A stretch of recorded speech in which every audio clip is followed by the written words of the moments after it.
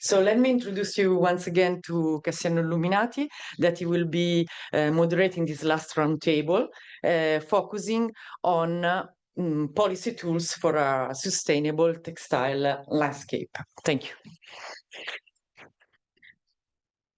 So that's Chiara, I'm back.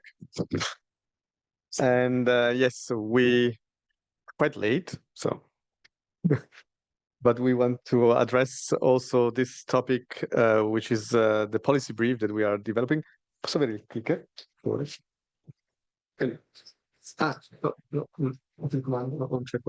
Qua sì, scusa. Sorry, didn't see it. Grazie. Sì, grazie.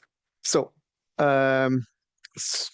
as Chiara mentioned, we are working on also on a policy brief. So today we want to present you the structure of the policy brief and discuss it with some stakeholders and persons that could help us also to frame it better, because this is a very important document that will come out from the project, which is addressed to the regional levels and the Alpine strategy levels. So we decided to focus our policy brief on that level. So if we have the presentation, then I can shortly present the content of the roundtable. So in general, the Alpine textile sector, as we see, faces quite important structural gaps. And we heard it many times today, the fragmented value chains, policy silos are also not helping very much on that regard. And we are also under a very strong climate pressure. And so through AlpTextyles, we explored solutions through mapping, as we heard, pilot actions and cross-sector cooperation. And now we need to turn these insights into something that is a policy tool, so that is smart enough that can be taken over by the different organizations. The objective of this session here is to discuss the structure of this policy brief, as I said, which is under development, to understand what regional authorities and researchers and practitioners need, because this policy brief has also to address their needs, and then gather insights to fine-tune with this roundtable this brief's recommendations.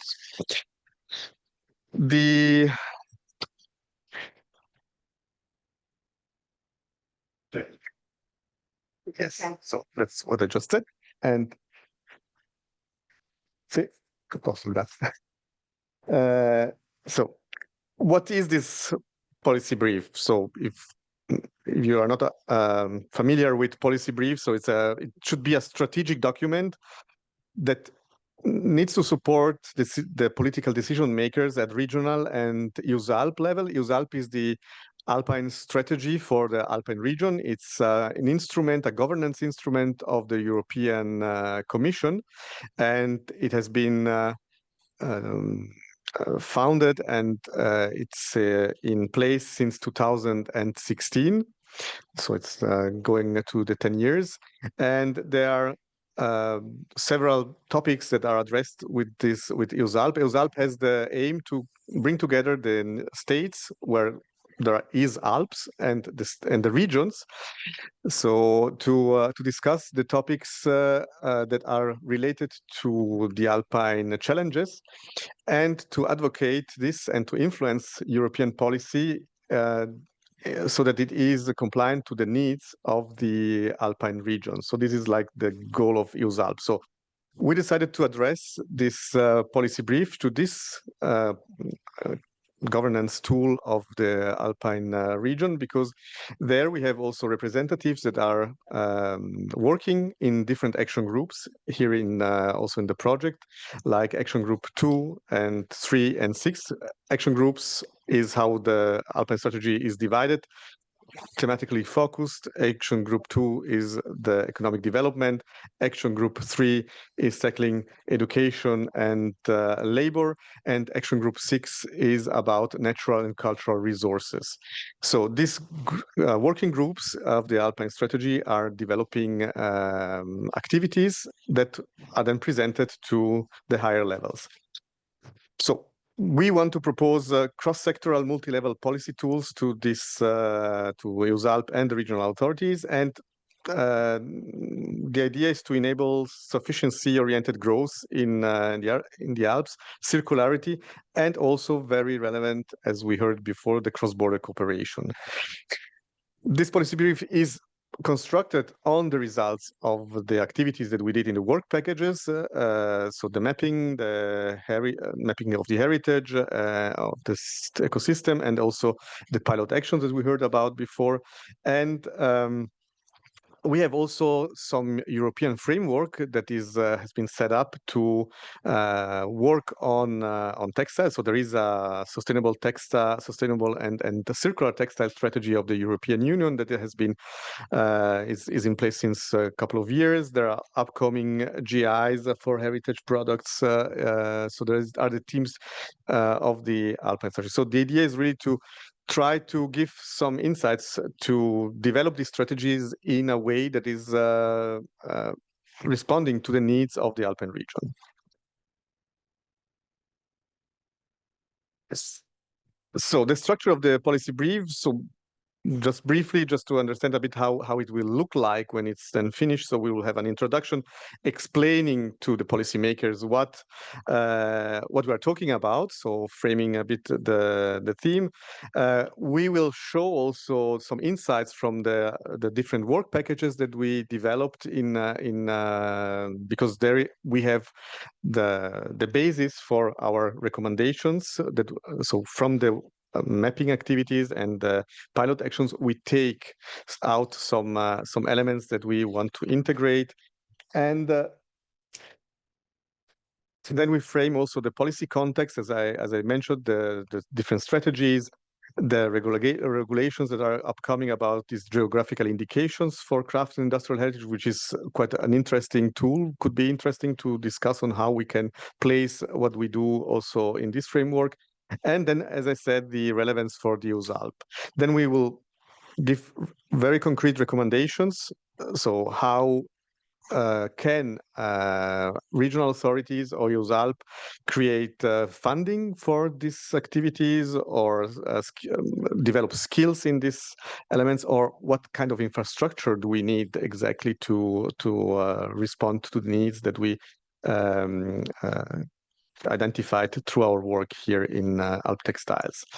And then we will have a roadmap, so explaining how can we get there, and explaining and giving some hints to the policymakers on how we can, in the short, medium, and long term, develop actions to support this transition to a sustainable and a circular textile environment in the Alps.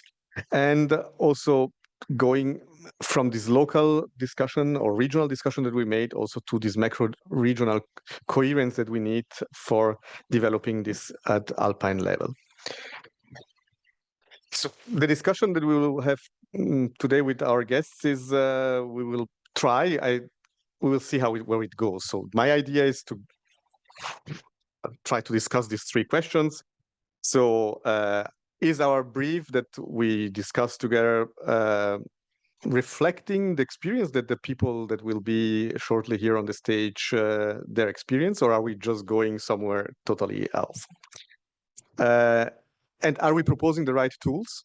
We need to learn from the experiences of these stakeholders that we will have if we are really working to the needs that they have, because we want to do something that is not just for us, for the project, but it's really given then in the hands of the stakeholders, and then asking a bit how we can act together. So we will try to do it. It's the time is challenging, but yeah, I give the floor to Chiara to introduce our guests for this roundtable. Thank you.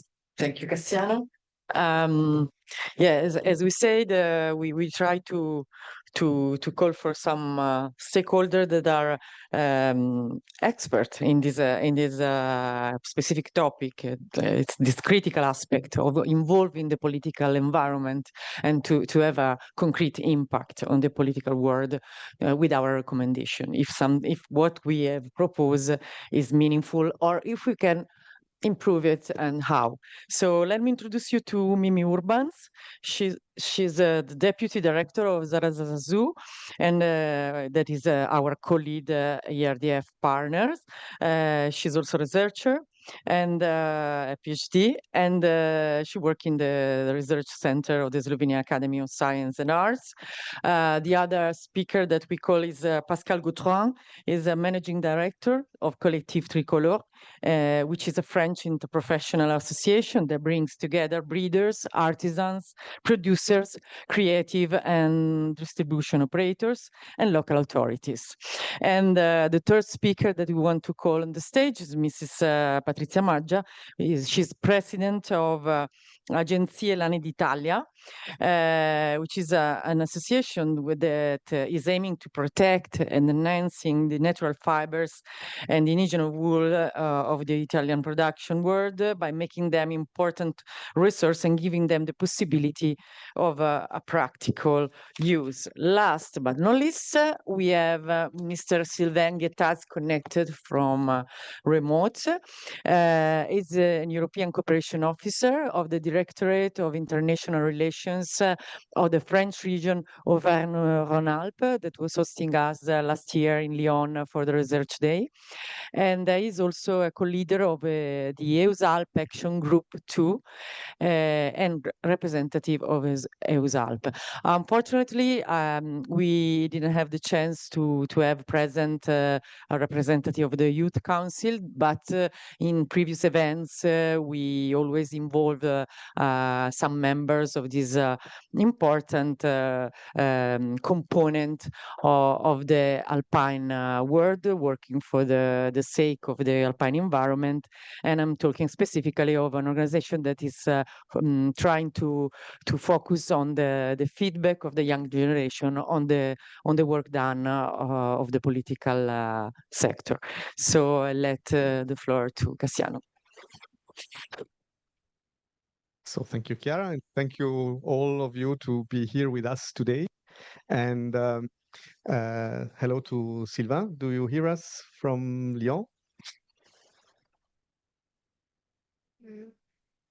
Yeah, he's hearing us. Good, great. So let's start with you, Sylvain. So as I said, we want to try to understand if we are addressing the right gaps here in this policy brief. And as we know, EUSALP aims to foster transnational cooperation also at that industrial level, not only on a natural level.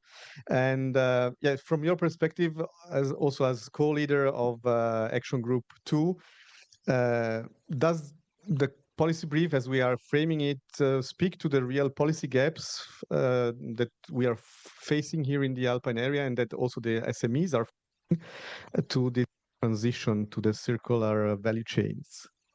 The floor is yours, Sylvain. Oui, bonjour à tous. Je parle en français. J'espère que vous m'entendez et que l'interprétation est bonne. Oui, nous t'entendons plus ou moins bien ici.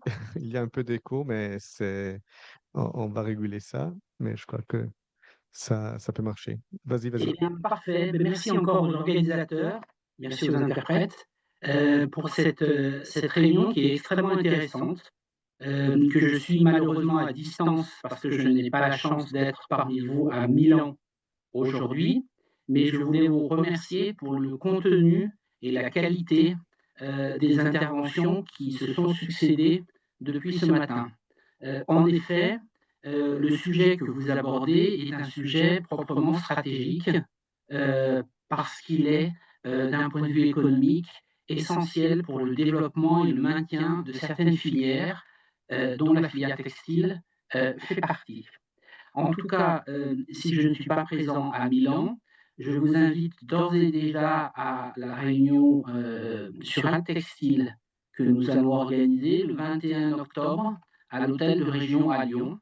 Et j'espère que cela pourra permettre d'amplifier la dynamique autour du projet et notamment la dynamique politique. Parce que c'est quelque chose d'extrêmement important.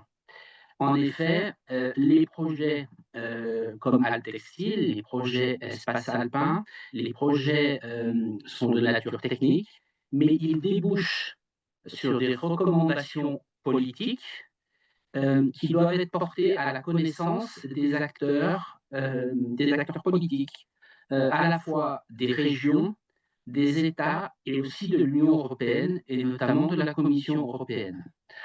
Donc j'ai effectivement pris connaissance attentivement du policy brief et notamment la partie 5, Strategic Recommendation, et la partie 6, Implementation Roadmaps. Et effectivement, il y a beaucoup de recommandations qui sont très importantes et dont la mise en œuvre sera essentielle. Je développerai 3 points, peut-être, pour accentuer l'importance de ce policy brief. Le premier point, c'est de développer une approche économique et de faciliter la mise en œuvre et la viabilité des secteurs textiles. En effet, AlpTextyles a une approche qui est une approche très patrimoniale, ce qui est essentiel, et dans le design, pour le design futur, il est important de prendre en compte tout ce patrimoine, mais il faut garder à l'esprit que si nous voulons développer ces filières, elles doivent pouvoir être viables économiquement et soutenables du point de vue du marché. Ça, c'est le premier message, donc développer une approche économique pour la suite du projet pour que les consommateurs et le marché soient au rendez-vous. Le deuxième point que je voulais souligner, c'était l'importance d'agir à différents niveaux politiques. Et ça, c'est extrêmement important. Au niveau régional, ça peut se faire grâce aux projets européens. Cela a été souligné à plusieurs reprises avec AlpTextyles.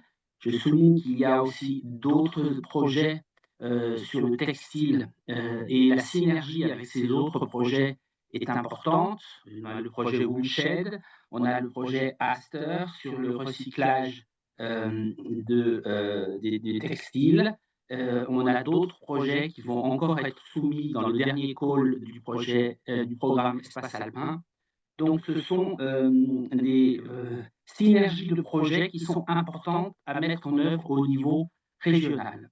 Au niveau national, il est important aussi de valoriser les projets type AlpTextyles parce que vous savez que ce sont des sujets qui sont extrêmement sensibles en France.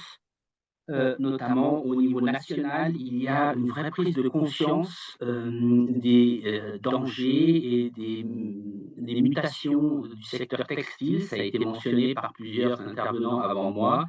Il y a une proposition de loi au niveau national pour lutter notamment contre les effets négatifs de l'ultra-fast fashion.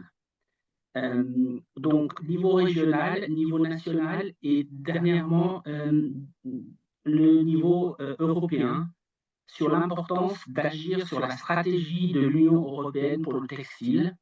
Le textile est sans doute un des secteurs économiques où la question de la circularité est la plus importante et il importe de pouvoir influencer sur la future stratégie de l'Union européenne sur le textile lorsque l'actuelle sera revue pour pouvoir prendre en compte la question de la circularité et de la soutenabilité du secteur textile. Enfin, troisième et dernière recommandation que nous pourrions faire également, c'est travailler à la communication. Il y a beaucoup d'outils que vous avez mis en place dans le projet AlpTextyles. Ils sont tous excellents. La question des labels aussi, qui est mentionnée dans les policy briefs, est aussi essentielle pour pouvoir amplifier la communication et, in fine, la consommation des textiles alpins par les consommateurs. Voilà pour nous ce que nous avons pu regarder et puis voir dans ce policy brief qui contient d'excellentes recommandations de notre point de vue. Merci. Merci, Sylvain. Thank you very much for your insights coming from the EUSALP perspective, but also from the regional perspective that you're representing. I think it's very relevant for us, and I think so. Hearing that we are on the right way, it's good, and so we will develop on what you recommended us. And but now I would like to go over to research, and I would ask Mimi, Urbanc. First of all, I also want to thank you and your teams for co-leading the project so well, and it's really great to cooperate with you. And there's a SAZU in Slovenia, so we are long time partners. So it's really great. And I wanted to ask you about your researcher perspective. So in a policy framework, what do you see the role of research, and are we addressing it adequately? Thank you. It's a very difficult task to keep you entertained before the lunch, and also our train will probably, hopefully, leave on time with me and my colleagues on board. So I prepared notes to be fast and not to derail. So I believe that research should play double role, not only providing knowledge and insights, but also being a system level enabler. This means besides delivering knowledge, it helps us to understand how the whole system functions, how policies, industries, culture, and the environment are connected, and where we can create long-term and meaningful impact. In the past, research, especially basic research, and our research center is focused, main mission is basic research, tend to stay in the ivory tower, detached from the real world perspectives. But thanks or because of EU-funded project, we needed to step out and to provide relevance and impact, which is very beneficial. We learned a lot and we got new insights, but it also brings a pressure for fast impact, which is very difficult to achieve, especially in basic research. And we must be careful here, because not everything that matters can be measured, and not everything that matters, everything that can be measured really matters. So we need space for critical long-term research, even when the impact is not immediate. That's very important. So the policy brief should consider this temporal mismatch, between, politics forced us all to bring immediate impact, and how we function in the modern world, that we need time to provide impact. Because, scientific knowledge evolves over years or even decades. So we need to design our policy brief for continuity. I think this is very important. And then I will go on in the next round.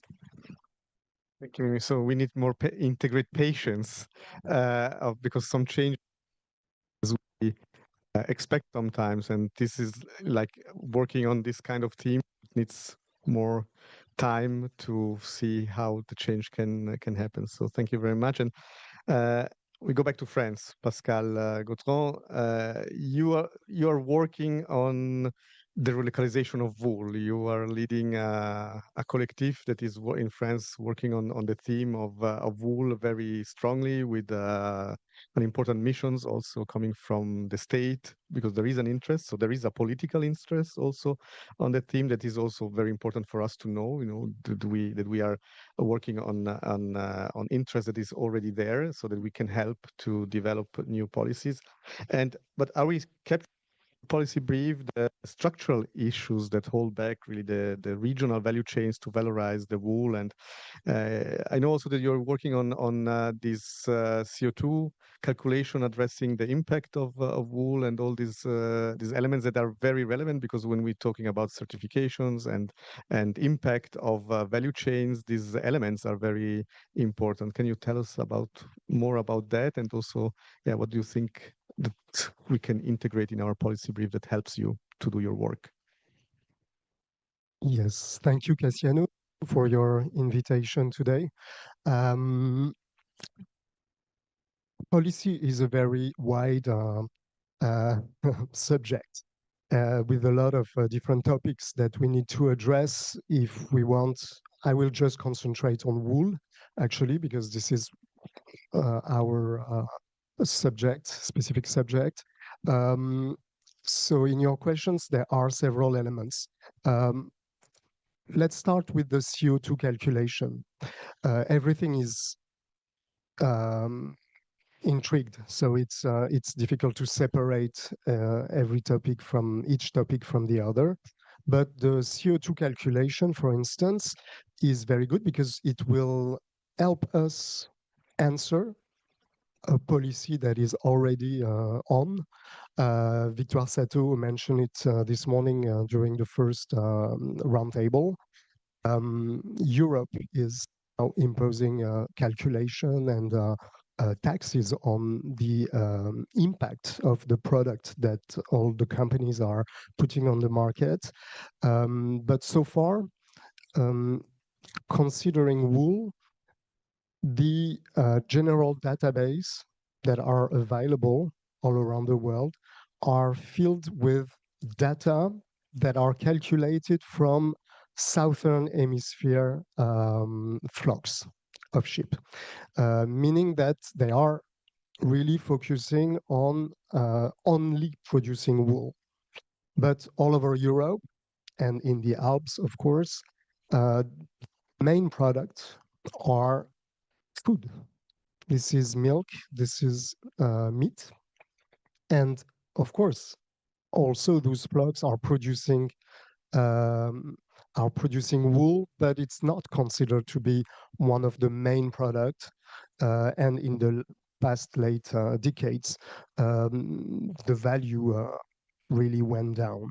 So if we want to bring more value to this, we had to insert a new data set, and we have to do it not only in France. We had to start, so we are doing it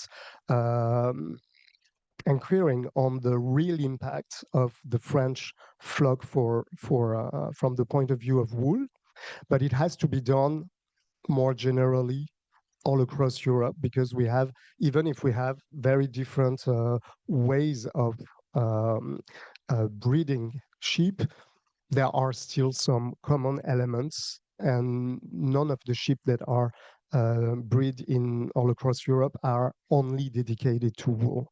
So this means that by splitting by the different byproducts, the impact of a sheep, we can diminish about 9 times the impact of local wool compared to imported wool, some of the imported wool. So that will really, here the policy is already helping somewhat, but we have to take into account at a larger scale the work that we've been starting. Then I want to say something about the LCA, because this will only help for LCA from a LCA point of view, life cycle assessment. So, but LCAs are very, like you said, Mimi, this is part of the things that we measure, but it's not everything, because there are other things, positive impacts that we cannot measure. And those intangible elements are at least as important as the negative impact we can measure through the LCA. And I think that from that point of view, AlpTextyles, by bringing the light on heritage and intangible values linked to regional, from a regional point of view, can also help the EU to maybe understand better this value, even if it's difficult to measure. We cannot only stay with measurements that are just made through LCA. If we talk about those intricate sectors, pastoralism, wool, we really have to take into consideration a more cultural approach and patrimonial approach. Also, it can add value to the consumer, but also to the policymakers.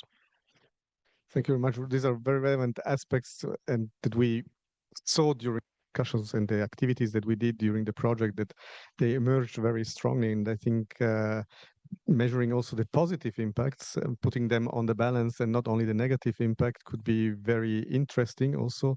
And I think also for policymakers sometimes to have positive messages to put on a production, instead of just looking at how bad something is, could be really, really interesting. So we will try to address it and way to integrate these elements in the policy brief. But now, Patrizia, you have a long experience in valorization of wool, of local wools, and with Agenzia Lana d'Italia, and so you are working since many years about and fighting about the reclassification of wool. So how and what can we integrate in this policy brief that can change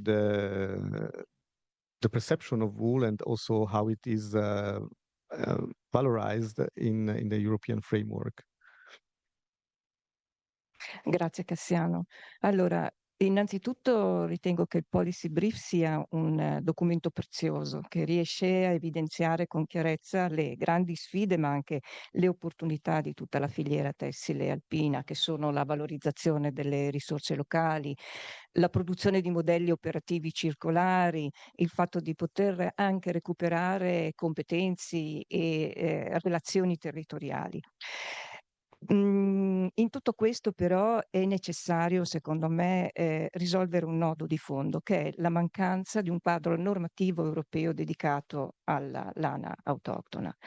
L'assetto normativo attuale è assolutamente inadeguato alla realtà che sta vivendo la lana. Nella maggior parte degli Stati membri la lana, se non viene considerata e presa nell'ambito dell'industria tessile, viene classificata come rifiuto speciale, e questo è un paradosso per un'Europa che si dichiara impegnata nella transizione ecologica, nella tutela della biodiversità, delle filiere locali, no?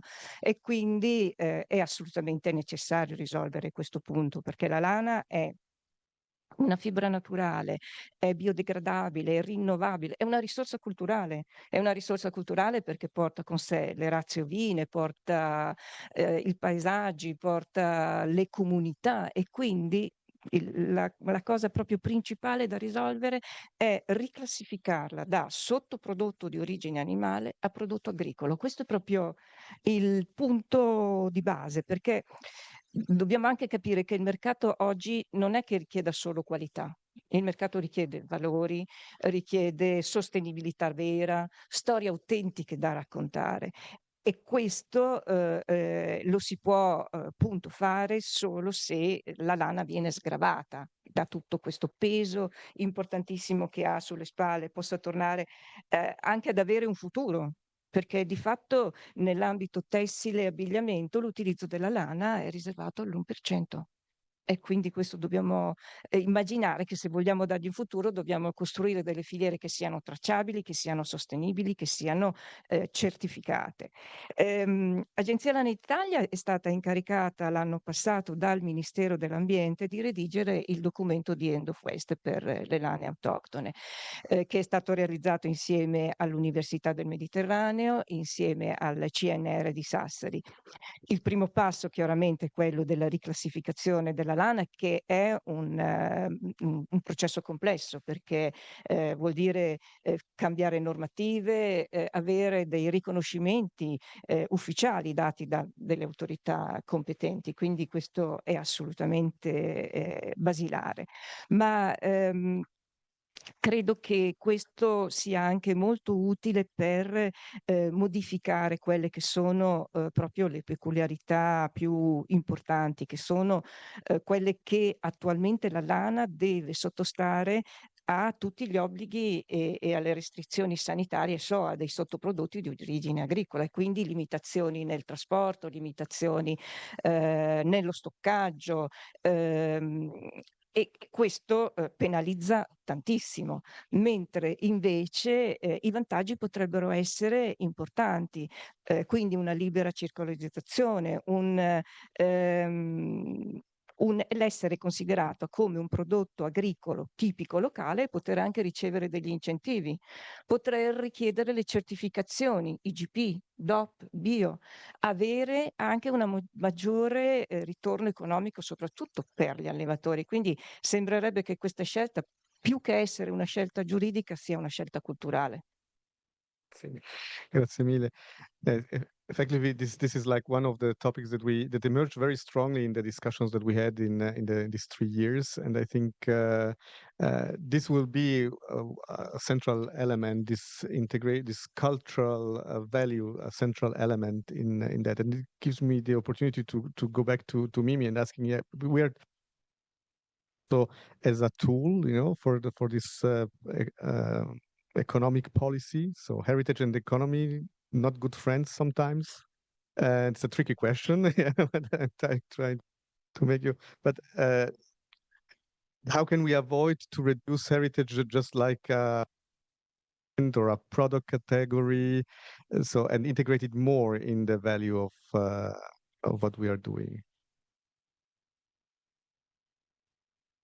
I will not go deeply into what heritage is because it has already been discussed quite a lot this morning. But from the research perspective, it's very important that heritage is considered to be a resource and not a commodity.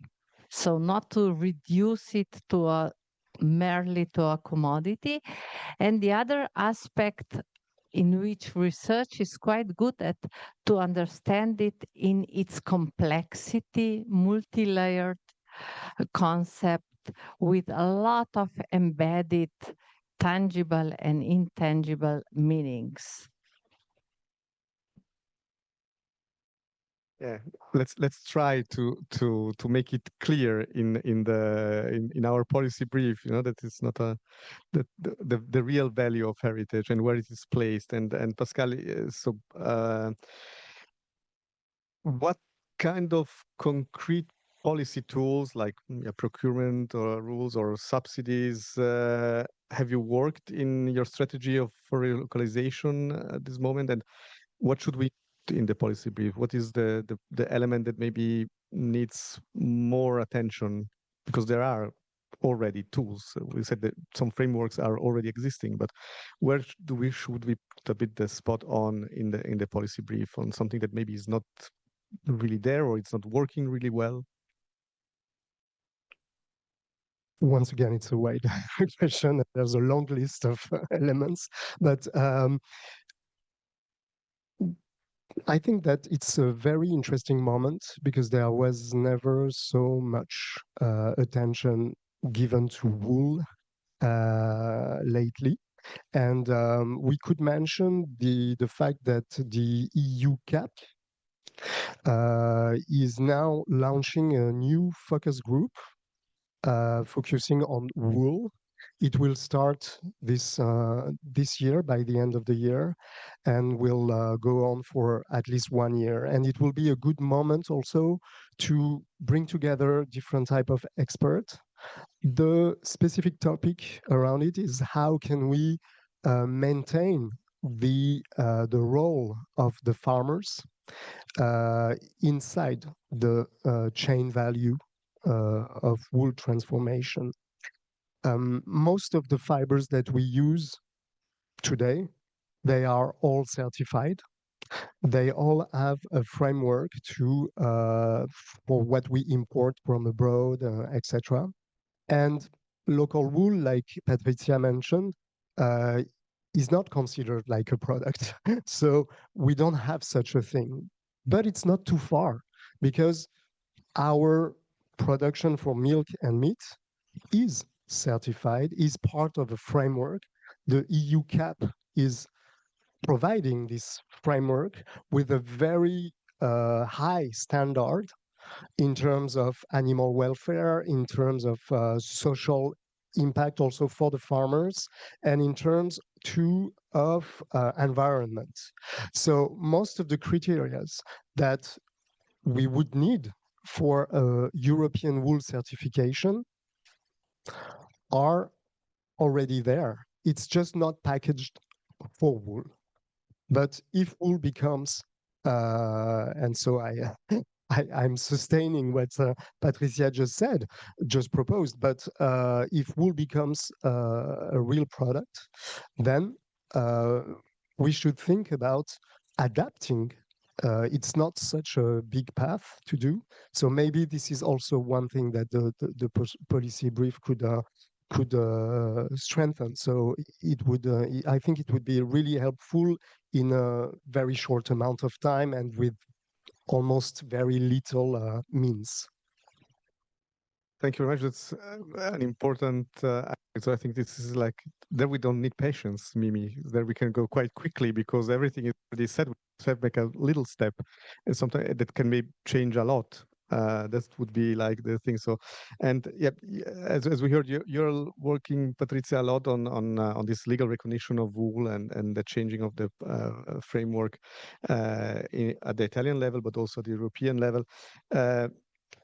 So we are addressing the policy brief to regional and EU authorities. So what do you think they need? What kind of support do they need from the European level to do this change? And maybe also a question about the policy brief more generally. Should we be more ambitious or stay like more pragmatic, let's say, as the Swiss do usually? Sì, è vero.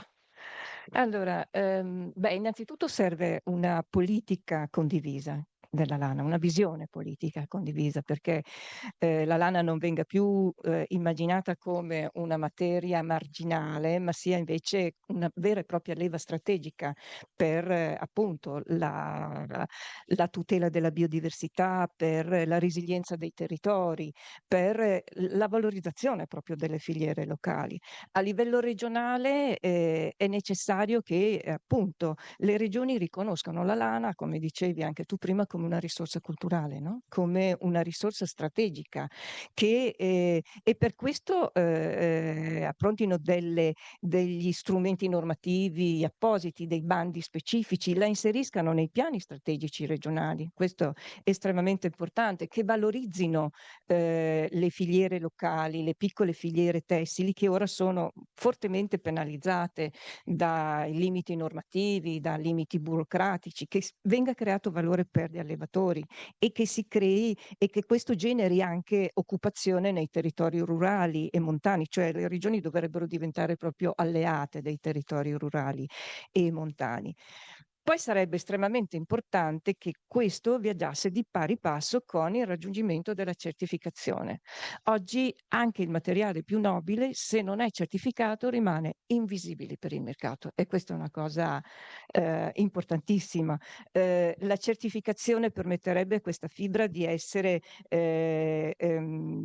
riconosciuta, di essere tracciabile, di poter entrare e di essere competitiva, di poter entrare nei mercati, non solo in quello tradizionale, ma anche nei mercati dell'innovazione, della ricerca, perché quello che dobbiamo anche sapere è che anche nell'ambito, per dire, della bioedilizia, dove viene utilizzata la lana, ormai non potrà più esserlo se questa non è certificata.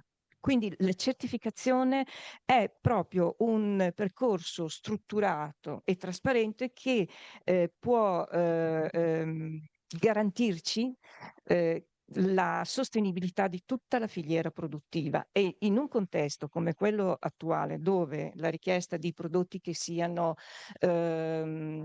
trasparenti, con poco impatto ambientale, che siano sostenibili, è sempre maggiore, la certificazione diventa un elemento strategico, diventa un piano, cioè proprio uno strumento chiave, perché porta con sé dei valori fondanti che bene o male sono quelli ai quali noi ci appelliamo, che sono chiaramente la tracciabilità, perché ci garantisce l'intera filiera di produzione, la territorialità, perché valorizza le specificità che non sono solo quelle geografiche, ma sono anche quelle culturali, sono quelle tipiche, la sostenibilità chiaramente ambientale ed economica, il benessere animale come prerequisito equo, che deve partire proprio dalla base, e poi chiaramente anche la responsabilità sociale, no? Per un giusto contesto lavorativo, per una giusta remunerazione e poi anche per la rigenerazione proprio dei territori. Quindi direi che i due punti fondamentali di cui abbiamo parlato finora sono proprio la riclassificazione e la certificazione d'origine. Bene. Sylvain, you heard what is needed, so from the regional perspective. So, what do you think that there is the opportunity to align these cultural, agricultural, and circular economy policies more effectively? Because we see here that there are some lags and maybe some quick solutions too to develop. And in this framework, since we are addressing this policy brief to EUSALP and seeing a bit more also what you are working in Action Group 2 or also other bodies, how can we, because I'm also part a bit of EUSALP as an Action Group member, can we support this this change and this the needs that we heard now?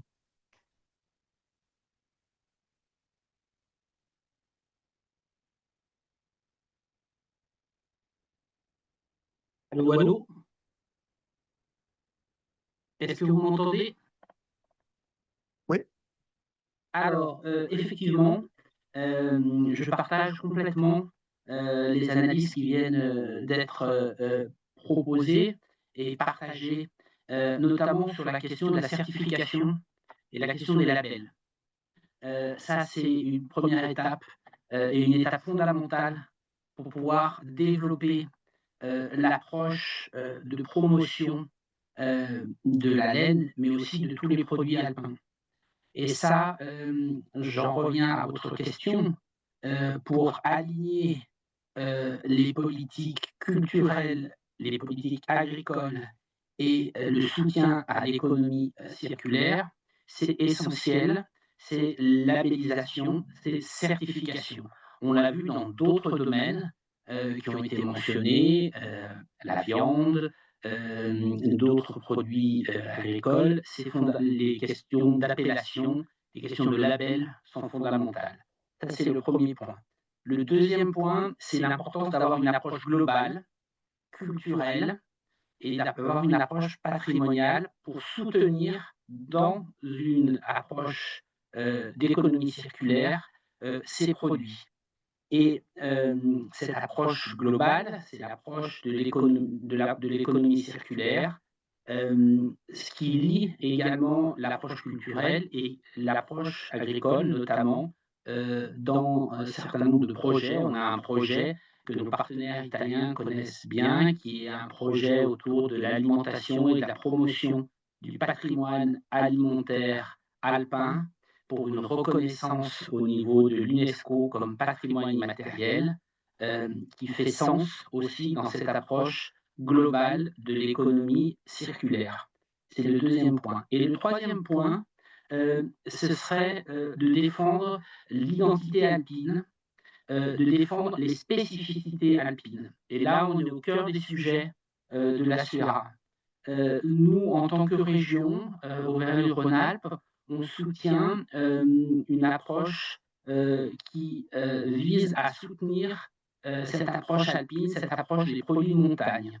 Au sein de la SURA, comme dans d'autres enceintes, on soutient un pacte européen pour les montagnes qui viserait à faire reconnaître les spécificités des aires de montagne, et notamment l'aire alpine, pour la production de produits alpins tels que les produits agricoles, mais les produits textiles aussi pourraient être concernés. Donc voilà, on a une triple approche label, approche globale, culturelle et économique, et enfin une approche alpine qui sont importantes pour aligner tous ces chantiers qui sont des chantiers ambitieux, mais qui sont des chantiers qui sont porteurs de sens, en tout cas pour les responsables politiques de la collectivité que je représente. Merci. Merci. You give me the opportunity just to go over to the last question round here because we are getting late. So please be short because otherwise Mimi misses the train with all our people and there's no time to eat something before. So and everybody's hungry here. But you give me the opportunity to go over to this theme about the certification. So there is like the whole discussion about the branding of the wool of the products that we have in the Alps. So is it? And my question goes to Pascal. Is it intelligent and makes sense to create like wool as an ingredient brand, like we did it on a completely different level with Intel when the computer was saying it's Intel inside? Is there local wool inside? Is this something that could be interesting on that? So, and then there is also the tool about the geographic indication that we are talking about. It's possible to have geographical indications also on artisanal products now. So, but at the moment they are not really much used. So, should it be something that we should address also in the policy brief? And maybe so, and to finish the question with many other questions. The regional scale also, Sylvain was talking about the Alpine scale. So makes it sense to talk about Alpine wool, or is it better to talk about Auvergne-Rhône-Alpes wool? What is or is it even better to say the wool from Poschiavo, a small place in the Alps? So which scale should we then choose when we talk about this brand? What could be interesting, because at the end we have to get also to the consumers that are interested in that. So it's a bit more the element. It's thank you for such complicated questions. I'll try to have a short answer to this. With Collectif Tricolor, we chose a national approach. There are a lot of very local, small-scale initiatives in France, but all over Europe also to value wool. But there's a limit to it. It was also mentioned in the one of the previous roundtable this morning. But so I think that we don't have to oppose those different scales, because each scale can bring something, and the complexity will be to really work from, I think, a European point of view that we have to take into account, maybe for certifications and so on. And then go down to smaller scales of more regional or very local in some cases, because they can bring a storytelling and a very specificity. But if we only focus on this, the risk is that most of the breeders, most of the farmers will not be able to benefit from what we are building all together. So the important thing to me is that we give a chance to everyone. The wools are so different.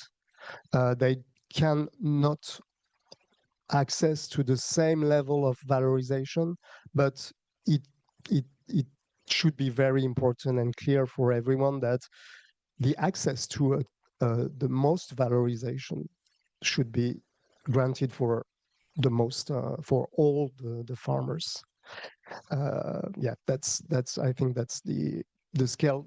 Let's not oppose them, but work together and multi-level, having a bit being flexible on and looking at maybe the specialities and varieties of wool that's important. And Patrizia, so if you could introduce this regulatory change in the EU, so if you would be in charge to do it and you would do it tomorrow, yeah, I think, no? So after this work you did,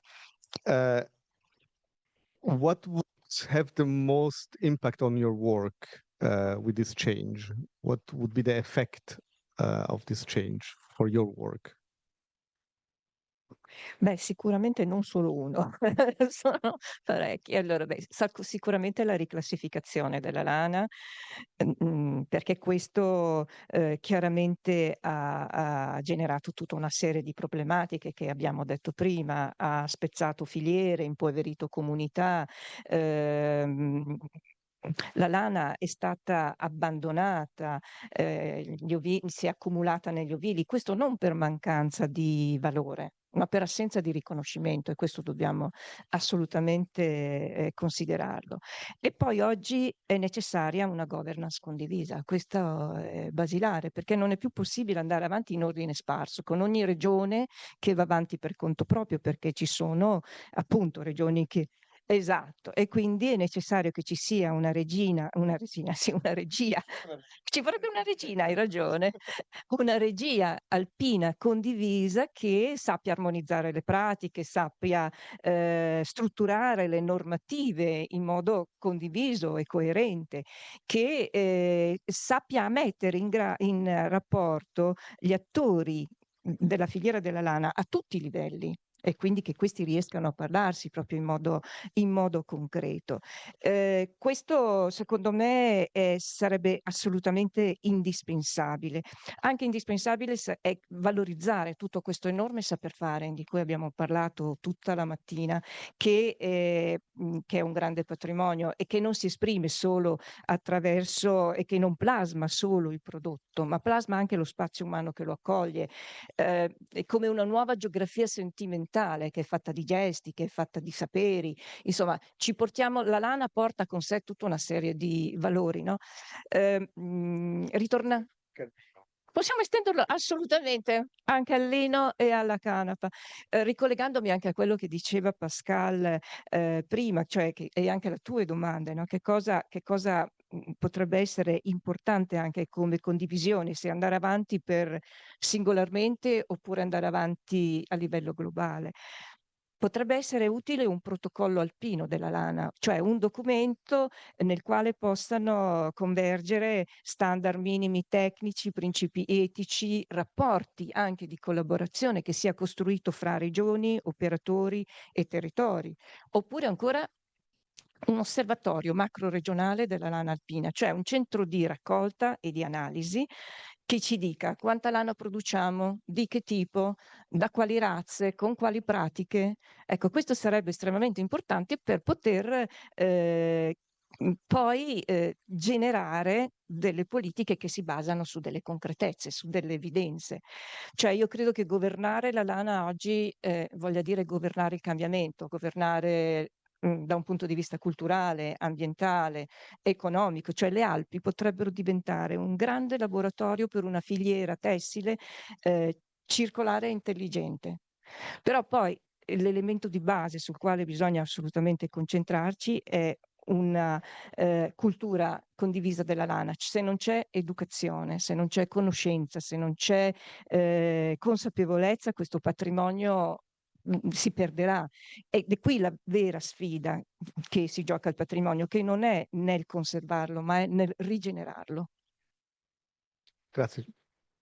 You gave us already some interesting instruments that we could integrate in the policy brief on how we can, like this observatory or like an Alpine agreement on wool. That could be something that could be interesting. So I'm going back to the Alpine level, Sylvain. So how can we enable this, which is like based on cross-border cooperation? We talk a lot about cross-border cooperation. It's very difficult to make it. We can do it usually in projects, it happens, but then sometimes it stops. So how can we really go further on that level? And do you see also other mechanisms that we can include in the policy brief that could help us to overcome the problems of the cross-border cooperation? Eh bien, la première chose, c'est les réseaux. Parce que c'est les réseaux qui sont les premiers résultats des projets transfrontaliers européens, et c'est de continuer à développer et à amplifier les réseaux de professionnels. Parce que ce sont les réseaux qui sont financés au niveau transnational, notamment au niveau européen, et c'est donc autour de cette notion de réseau qu'il faut pouvoir travailler et qu'il faut pouvoir amplifier dans le policy brief. Voilà, des réseaux, des acteurs et des financements. Merci. Et pour la dernière question, the last question to Mimi to go to last of this round, and you will have a small statement at the end. But research institution in all this discussion about cooperation, cross-border cooperation, what can they be long-term partners in these transnational changes that we are doing? And so, and what do you need also as a research institution to play a role in this framework and not to be left out of the policy discussions? Yes, research today is by nature international. Research questions do not stop at national, regional borders. And I think that research can bring an example. Today, few times it has been mentioned whether shall we deal with this issue at local, regional, national level. I think the research has already found a good recipe. I mean, we study regional, local, national phenomena, but then we bring to the global level. That's, that's modern research. You cannot do without it. Even if you study Slovenian language, at the end you present it at international conferences. So yeah, I think in this respect, we can be quite useful in this process. And yeah, what we need, before saying what we would need is that research is not like a unique, coherent environment. I mean, even within the Alps, there are tremendous differences, national differences, and then from an institution to institution, the level of funding, the orientation, the policies behind, it's very, very, very different, varied environment.